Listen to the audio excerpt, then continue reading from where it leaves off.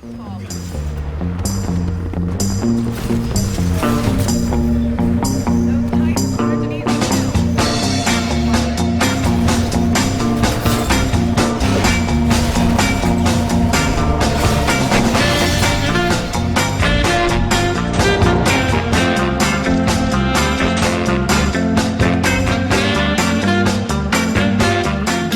day there, once again viewers, this is your mate Kamikaze78 here, coming to you guys with some more Titanfall 2 content.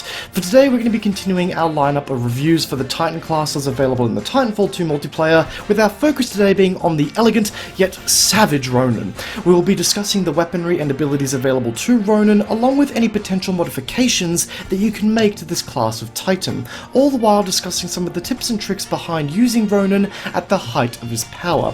And trust me, we have a lot to discuss in this video, as there is a lot more to using Ronin over simply dashing around the battlefield while hacking and slashing at your enemies, and, well, there's also more to Ronin than using him as a glorified nuclear bomb. And we should all know that Ronin has feelings too, damn it. We need to respect him as a Titan, not as a nuclear bomb, for God's sakes, people. But first, let's dive into Ronin's loadout and see what we're dealing with here. Ronin technically comes with a primary weapon known as the Lead Wall, a projectile-based shotgun weapon that has devastating damage potential in close ranges against enemy Titans, and will make very short work of enemy pilots, even if they are at medium distances. However, while the Lead Wall is Ronin's official primary weapon, I would even go as far to say that Ronin really comes with two primary weapons, the second being his broadsword, or his melee in other words. Ronin's melee is unique in the sense that it comes with a much larger impact area over the standard issue melee available to other Titan classes, which makes it very, very competitive at dealing with groups of grunts and AI in general. It also deals a much higher amount of damage per swing over other forms of melee in the game available to other Titans. So realistically, you really should be using the melee as a second form of primary weapon, and should really be using it as much as the Lead Wall if you're going to be playing Ronin competitively. All you really need to know for now is that Ronin is good in CQC, and this is thanks to his primary weapon and his melee. As for Ronin's offensive ability, we have access to the Arc Wave, and the best way I can really describe this ability is imagine an arc grenade, except instead of it being a grenade with a small blast radius, imagine it being a thin yet tall wave of energy that has the exact same effects but on a more significant level. It will slow down all Titans that it comes into contact with, as well as impair their vision temporarily, and pilots, well, they're going to feel like they just got 50,000 volts straight to the nipples and feel the pain accordingly. This is really a great ability that can help you close the gap on escaping Titans, or send a really strong message to a pesky AWOL pilot, as this ability does ignore the AWOL entirely, assuming it's, well, on the same ground floor that you are on. The defensive ability available to Ronin is the Sword Block, which is about as basic as it sounds really. Ronin places his sword in a defensive stance and blocks incoming fire.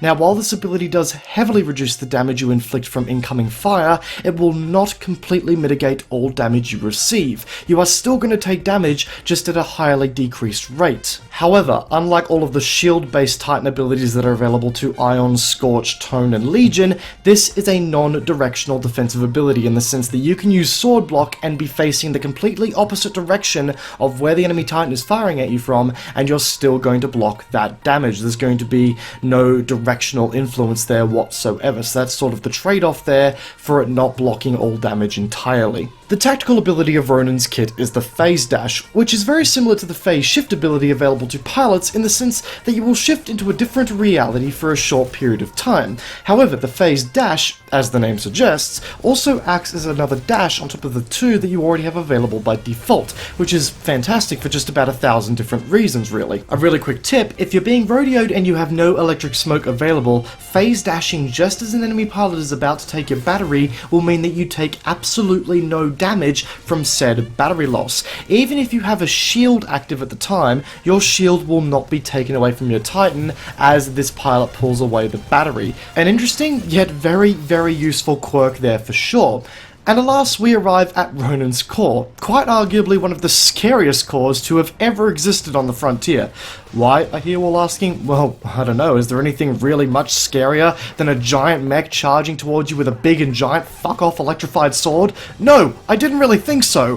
When you activate this core, Ronin will put away the shotgun in exchange for a broadsword with increased damage for a short period of time. Ronin's dashes also recharge at a much faster rate while this core is active, meaning that nothing is going to be able to keep the distance from you very easily at all. So that's the kit available to Ronin, and if there is one thing we should take away from this loadout, it is that we are dealing with a Titan that handles stand-up engagements very poorly. Out of all the Titans in the game, Ronin is the one that handles one-for-one damage exchanges the worst, meaning that in order to be successful, you need to adopt a guerrilla style of warfare that places you as the opener of every engagement. On the flip side, however, Ronin is easily the most powerful Titan on the field in the early game and can be the source of the next quote-unquote gamer rage clip on YouTube when played right. There is no Titan out there, and I mean no Titan out there, that can farm pilots and bots like Ronin, so calling him in as soon as you get the chance really gives you the opportunity to give your team an early lead. However, a little piece of advice: when you are in this early stage of the game with Ronin, try your best to save the lead wall for pilot encounters and use your sword against bots, because, well, let's be honest, there's nothing quite like slashing down 10 spectres that are all grouped up with a single strike. And yes, the broadsword can do that. I've done it before. And when I say that, by all means, don't be afraid to use your sword against pilots. In fact, if you get the opportunity, I would definitely recommend it. However, pilots can sit on roofs with anti-Titan weaponry, which is when you're going to need lead wall, and therefore keeping the lead wall saved for set engagements is going to be your best course of action. However, I think it's fair to say that we all want to keep our Ronin Titan alive as long as we can, and in the later stages of the game, when the Titans start landing in mass, Ronin, much like Ion, is very much all about resource management. You need to have an entry plan, and if you don't believe that you can kill your target in one strike, an exit plan as well. And in saying that, you need to ensure that you have the resources to make both your entry and exit plans work and not get caught out in an engagement that you don't want to stick around for. Luckily for Ronin, the sword block ability exists, and is the one ability I see underused on this Titan the absolute most. In fact, is the ability that I underused the most on this Titan for a very, very long time. Whenever you are moving in the open on a map, having this sword block active is going to protect you significantly against any random forms of damage that you will come across in Titanfall 2. Not to mention that the sword block is incredibly effective against any kind of core that you find yourself against, simply because, unlike all other Titan defensive abilities, it will not go down after a certain amount of punishment. As we all know, say you put up a vortex shield against an enemy Ion's laser core, that vortex shield isn't going to last very long. However, old mate Ronin's sword block will last out the entire core, and will even find itself negating the majority of damage from a Tone's dreaded salvo core. If that isn't enough of a testament to this ability's importance, I really don't know what is. Even if you have a fire star attached to you, putting up the sword block will negate the majority of damage that is inflicted, which is just, well, purely amazing, really. Again, I can't stress this enough. Whether you are in or out of combat, if you aren't shooting at something, you should be sword blocking as much as you can. Funnily enough, the sword block can even save you from the instant death that comes from phase dashing into an enemy Titan. We've all been in this situation before. We've phase dashed towards an enemy Titan in an attempt to get behind them and score an epic flank. However, we come out of phase dash and we spontaneously explode. Oh wait, we actually phase dashed into the enemy Titan. However, if you come out of a phase dash with the sword block up and you reappear in said enemy Titan, you will take a fraction of the damage by comparison and will be free to be on your merry way. Now, on the topic of the phase dash, the amount of ways to use this ability is astronomical. Have a friendly Titan blocking your path to ambush a Titan? Phase dash. Need to make it past a Scorcher's pain field? Phase dash. Have a Tone locking onto you with their tracker rockets? Phase dash to reset the lock. Need to nuclear eject into a group of Titans while keeping them guessing as to where your ticking time bomb actually is? Phase dash and, well, you get the picture. The list goes on and on. The phase dash is particularly critical for closing the gap on a doomed Titan to finish the job with a termination, or for avoiding enemy nuclear ejects. However, there are a few quirks that we do have to go over with the phase dash that can be quite powerful if you use them right. A powerful tactic to implement into your gameplay is to dump an electric smoke while you are mid-phase dash. I know, a weird tip, right? Considering that most things you fire in-game will have no impact in the real world while you are phased out in the alternate reality. Well, electric smoke that is deployed from your cover of your phase dash will actually deploy into the real world and will damage anything as it normally would. This means that if you phase dash into a group of Titans and drop an electric smoke halfway through to scatter the group, you're going to appear on the other side with a bunch of vulnerable, slightly dazed Titans to get to work.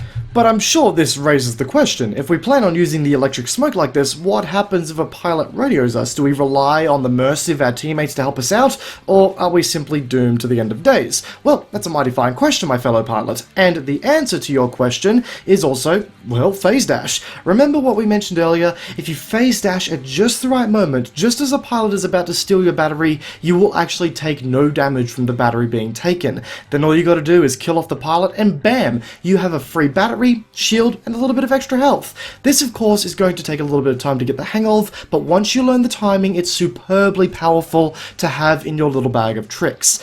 Hitting the reload on your lead wall just before you go into a phase dash will also mean that the lead wall will be fully reloaded just after you come out of said phase dash, which is also extremely important as it allows you to get a burst of damage on a target, reload under the cover of your phase dash, and then, well, rinse and repeat. Now, as far as the sword core goes, it's a pretty simple core by design, but because of that, it can be really easy to get carried away in a frenzy of button mashing and not getting a whole lot done in the long run. Ensuring that you keep moving with intent and not buzz around the enemy just randomly and not get too carried away in the chaos are key things to remember while using the sword core. While you might be a damage dealing god while the core is active, you are still the squishy little Ronin that you were moments ago, and some well placed counterattacks by enemy Titans are going to quickly put your sword core frenzy to a sharp. And just on that note, something that I've learned the hard way over my time of playing with Ronin is that if you find yourself attacking an enemy Titan with your melee, whether you're in sword core or not, making sure to get some distance on ejecting Titans regardless of them having nuke eject is absolutely key, because copping the full blast of a Titan eject explosion can damage you quite considerably and put you really on the shitty end of the stick. But anyway, it's time we move on to optimizing Ronin through his two Titan kit options. And well, okay.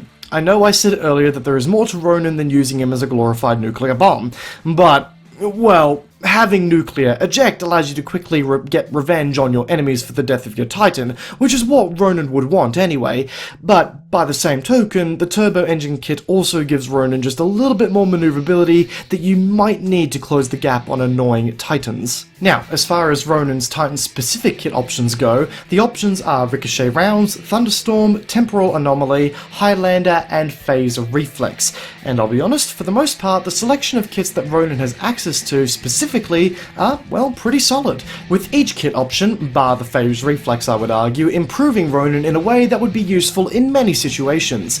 Thunderstorm and Highlander are two personal favourites of mine, as being able to really pin down an enemy Titan with two well-placed arc waves is just, well, extremely powerful, and the sword core extends in duration significantly with the Highlander kit, which means that if you time it well, you could be looking at a very valuable and lengthy sword core to really dominate the battlefield. With that said, I did run with Ricochet Rounds for a while, and there was nothing more satisfying than sending an enemy pilot straight to Shitsville with a well-placed lead wall shot that they thought they were safe from. Temporal Anomaly is also extremely useful in making your phase dash more readily available, which is something that is going to be rather important considering the amount of uses that we have for phase dash. And with that said, folks, we reach our conclusion here today with Ronin, the fast, close quarters orientated Titan that comes with two primary weapons effectively and a lot of maneuverability to ensure that you get up and close and personal with those enemy Titans in a very scary way. If you guys enjoyed today's video, whether it be in the form of the gameplay or in the commentary, a backhanding of that like button would be greatly appreciated.